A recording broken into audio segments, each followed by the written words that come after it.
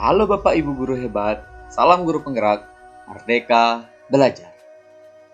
Perkenalkan, saya Gede Gunarta, calon guru penggerak Angkatan 7 Kota Denpasar. Pada kesempatan ini, saya akan memaparkan tentang koneksi antar materi dari modul 1. Pertama, yaitu materi filosofi Ki Hajar Dewantara. Selanjutnya, nilai dan peran guru penggerak. Yang ketiga, visi guru penggerak. Dan terakhir, budaya positif. Nah, keempat materi tersebut mempunyai tujuan akhir, yaitu untuk menciptakan profil pelajar Pancasila. Yang pertama yang kita akan bahas yaitu filosofi Ki Hajar Dewantara.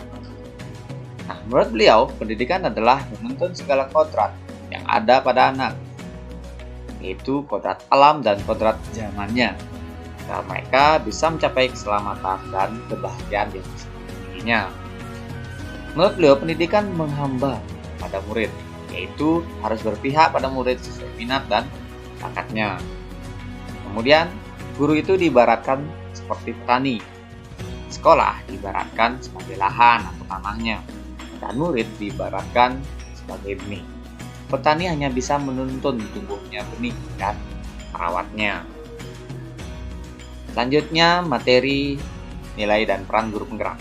Nah, berdasarkan pemikiran Ki Hajar Dewantara yang tadi, maka seorang guru harus mempunyai nilai dan menjalankan peranannya sebagai guru penggerak agar mampu menuntun tumbuh kembangnya murid sesuai dengan kodrat alam dan kodrat lingkungannya.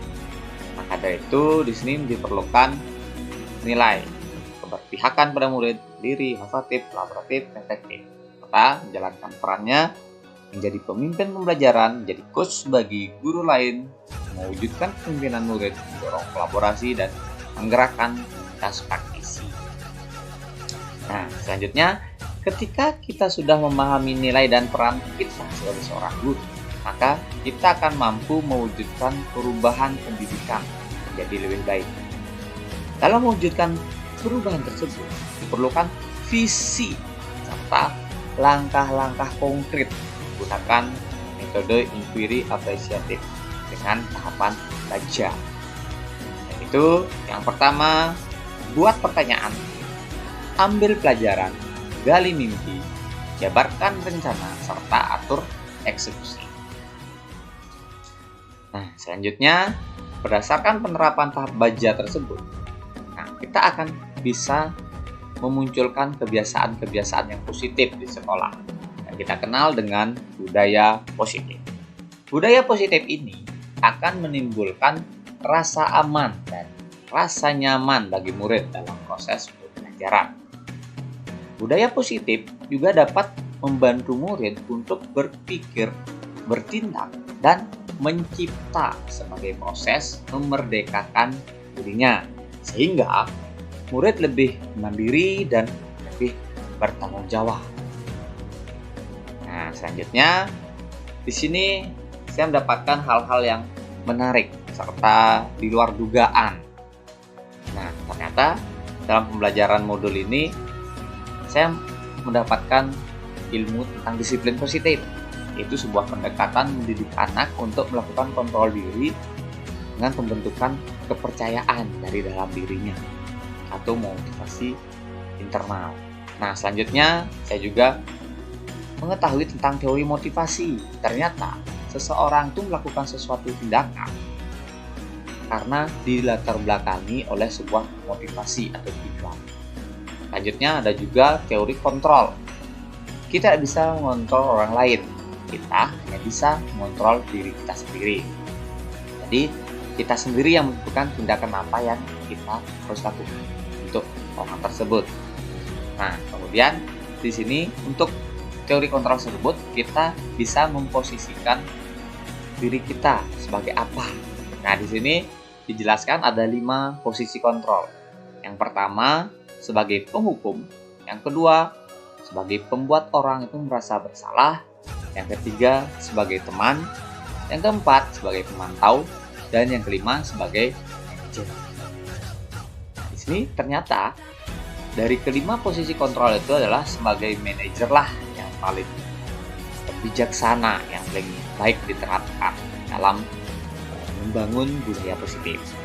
Nah, selanjutnya ada tentang materi tentang hukuman dan penghargaan. Di sini ternyata hukuman itu membuat rasa tidak nyaman bagi seseorang. Hukuman ini kurang tepat diterapkan kalau ingin membuat budaya positif. Nah, sedangkan penghargaan itu sangat diinginkan oleh seseorang. Nah, tetapi penghargaan hanya memiliki pengaruh jangka waktu yang pendek saja. Jika kita tidak memberikan penghargaan lagi pada seseorang tersebut, maka orang tersebut akan kehilangan motivasi. Seperti itu. Nah, selanjutnya selain yang tadi ada juga hal yang menarik yang saya temukan dalam modul ini adalah ternyata manusia itu mempunyai 5 kebutuhan dasar. Ya, untuk apa sih mereka itu melakukan perbuatan itu? Yaitu pasti punya tujuan untuk memenuhi kebutuhan dasarnya. Entah itu bertahan hidup, entah itu untuk bisa diterima cinta dan kasih sayang, kemudian diakui penguasaannya atau kemampuannya. Yang keempat, mendapatkan kebebasan atau untuk kesenangannya. Jadi semua orang pasti mempunyai tujuan seperti itu. Nah, selanjutnya ada juga di sini kita lebih mengetahui tentang atau membuat keyakinan kelas. Nah, ini yang lebih bijaksana, yaitu membuat keyakinan, bukan peraturan kelas. Nah, kalau peraturan kelas ini sudah diganti sekarang menjadi keyakinan kelas. Keyakinan akan lebih memotivasi seseorang dari dalam diri atau motivasi intrinsik. Seseorang akan lebih ikhlas dan lebih bersemangat untuk menjalankan keyakinannya daripada hanya sekedar mengikuti serangkaian peraturan yang ada atau dibuat oleh guru saja. Nah, selanjutnya hal menarik lainnya, ternyata kita ada dalam menangani permasalahan tersebut, kita mempunyai tahapan, ya, yaitu tahapan segitiga restitusi namanya. Nah, tahapan segitiga restitusi ini merupakan proses menciptakan kondisi bagi murid untuk menyadari dan memperbaiki kesalahan mereka sendiri, sehingga mereka bisa kembali ke kelompok mereka dengan karakter yang lebih kuat.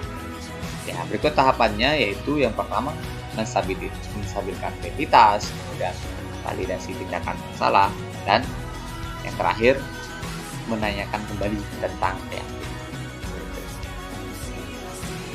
Oke, baiklah Pak Ibu. Nah, setelah saya mempelajari modul-modul satu tersebut, saya mengalami beberapa perubahan yang terjadi. Ya, yang pertama itu perubahan pola pikir. Nah, di sini saya meyakinkan atau menyadari bahwa keyakinan dan kesepakatan kelas yang dibuat bersama dapat menumbuhkan motivasi intrinsik sehingga bisa terwujud atau mewujudkan budaya positif dalam jangka panjang. Nah, selain itu saya mengalami perubahan perilaku tindakan saya menjadi posisi kontrol awalnya dari penghukum atau pembuat bersalah atau teman itu menjadi manajer dengan menerapkan segitiga restitusi, karena posisi manajer lah yang lebih bijaksana yang harus kita terapkan seperti itu. Nah, selanjutnya pengalaman saya terkait penerapan konsep-konsep inti dalam modul budaya positif ini. Yang pertama, pada saat menyusun keyakinan kelas, saya mengajak murid-murid untuk menulis kesepakatan kelas, harapan, serta kekhawatirannya dalam menempuh pendidikan di kelas ataupun di sekolah. Dalam fase tersebut, saya melihat antusiasme mereka dalam menuangkan ide-ide serta isi hatinya. Kemudian, dalam menjalankan keyakinan kelas, mereka terlihat lebih bertanggung jawab. Karena apa? Karena keyakinan itu berasal dari dalam dirinya masing-masing, bukan paksaan dari saya. Akhirnya, pada saat saya melaksanakan segitiga restitusi, saya melihat hal lain dari seorang anak. Mereka menceritakan alasan dan mereka juga sangat jujur, sangat terbuka tanpa merasa takut bercerita. mereka dengan senang hati mau bertanggung jawab atas tindakan yang mereka telah lakukan. Nah, kemudian ini saya merasa dalam menerapkan segitiga restitusi ini, melihat respon anak itu saya sangat senang. Saya merasa sangat optimis karena tahapan segitiga restitusi ini dapat membangun budaya positif serta membentuk karakter siswa di profil belajar Pancasila.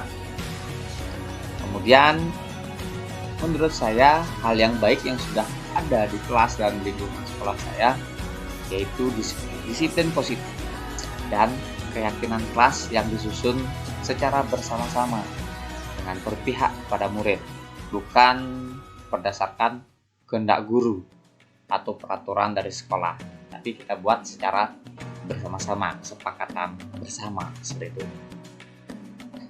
Nah, selanjutnya ya tentunya kita perlu perbaiki ya, ada yang perlu kita perbaiki di sini. Awalnya ya yaitu posisi kontrol saya yang cenderung sebagai teman dan pembuat merasa bersalah. Nah, di sini perlu saya perbaiki menjadi posisi pemantau atau manajer, karena posisi manajer lah yang lebih bijaksana untuk kebaikan murid seperti itu. Nah, kemudian di sini sebelum saya mempelajari modul ini, saya sering menggunakan posisi kontrol sebagai teman, hukum, dan membuat rasa bersalah. Nah, saat itu perasaan saya memang merasa paling hebat, merasa paling benar dengan tindakan yang sudah saya lakukan kepada murid. Nah, tapi walaupun di sini kadang-kadang ya hasilnya kurang signifikan atau bermanfaat untuk kedepannya. Nah, tapi setelah saya mempelajari modul ini, saya baru memahami ternyata ada posisi kontrol yang lebih baik. Saya mencoba melakukan pembiasaan untuk menggunakan posisi kontrol sebagai manajer.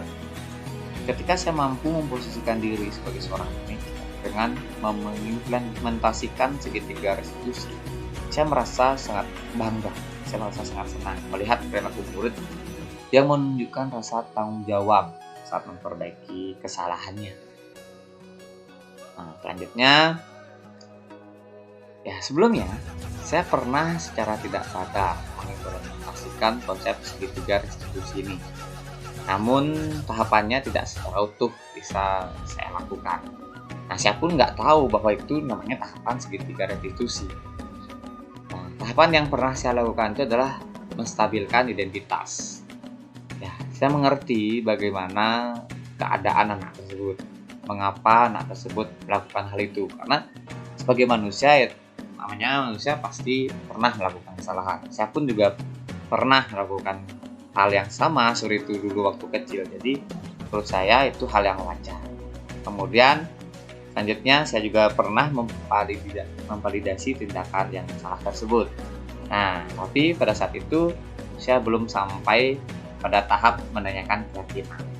Karena sebelumnya saya cenderung meminta murid itu melakukan perbaikan atas kesalahannya berdasarkan cara saya sendiri, bukan berasal dari pendapat mereka atau cara murid itu sendiri seperti itu. Ya, nah di sini yang terakhir Pak Ibu, hal yang menurut saya sangat penting untuk dipelajari dalam menciptakan budaya positif adalah tentang cara memahami karakter individu yang berbeda-beda. Nah, mengapa menurut saya ini penting untuk dipelajari? Karena dengan memahami karakter individu yang beragam tersebut, kita akan lebih mudah untuk beradaptasi dan menyesuaikan diri dengan setiap orang, sehingga bisa menjadi satu frekuensi dalam mewujudkan budaya positif di sekolah. Oke, baiklah, itu Pak Ibu pemahaman saya, koneksi antar materi mengenai modul 1 ya, dan tentang budaya positif di sekolah. Oke, sekian pemaparan materi dari saya. Saya ucapkan terima kasih. Salam guru penggerak, merdeka belajar.